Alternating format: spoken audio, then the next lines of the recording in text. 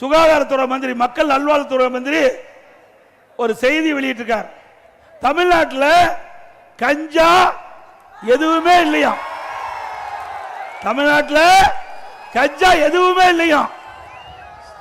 பச்சை பொய், முழு பூசணிக்காய சோற்றுல மறைக்கிறார். மக்கள் நல்வாழ்வுத்துறை அமைச்சர் அவர்களே, உங்களுக்கு தெரிஞ்சு பேசுறீங்களோ தெரியாத பேசுறீங்களோ எங்களுக்கு தெரியல. மக்களுக்கு ஒன்னும் தெரியாது நினைக்கிறீங்க. இங்க இருக்கின்ற இளைஞர்கள் அத்தனை பேருக்கு தெரியும். இன்னைக்கு விஞ்ஞான உலகம் நான் பேச பேச லைவ்ல போயிட்டு இருக்குது. நம்முடைய நண்பர் அதை செல்போன்ல பிடித்து அவருடைய நண்பருக்கு பகிர்கிறார். இப்படிப்பட்ட விஞ்ஞான உலகத்தில் உங்களுடைய பொய் எடுபடாது. சுப்பிரமணியம் அவர்களே, உங்களுடைய பொய் எடுபடாது. நேற்றைய தினம் ஒரு நிகழ்ச்சி, சென்னையிலிருந்து திருத்தணிக்கு ரயில் மூலம் வடமாநில தொழிலாளர் செல்றார்.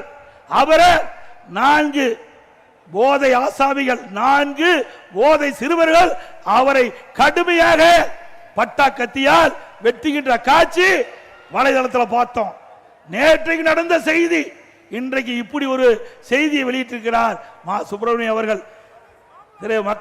மக்கள் நல்வாழ்வுத்துறை அமைச்சருக்கு அவருடைய கவனத்திற்கு கொண்டு வரேன். இதே செய்தியே உங்களுடைய முதலமைச்சர் ஸ்டாலின் அவர்கள் காவல்துறை மானிய கோரிக்கையில 2022ஆம் ஆண்டு நான் என்று கருதுகிறேன். உங்களுடைய கொள்கை விளக்க குறிப்பில் பக்க 20ல முதல் பேராளர் சொல்றீங்க, தமிழகத்தில் பள்ளிக்கு அருகில கல்லூரிக்கு அருகில சுமார் 2348 கஞ்சா விற்பவர்கள் கண்டுபிடிக்கப்பட்டது. கைது செஞ்சவங்க 148 பேர். மற்றவங்க எங்க? எல்லாம் திமுக காரன்.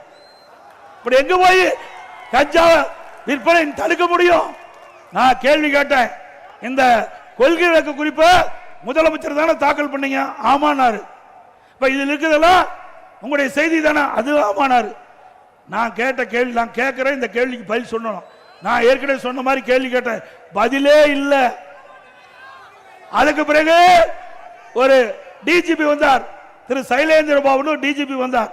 அவர் ஒரு அறிக்கை விட்டார், இந்த கஞ்சாவை ஒழிப்பதற்கு 2.0, 3.0, 4.0 போட்டா ரிட்டர் ஆகி போயிட்டார்.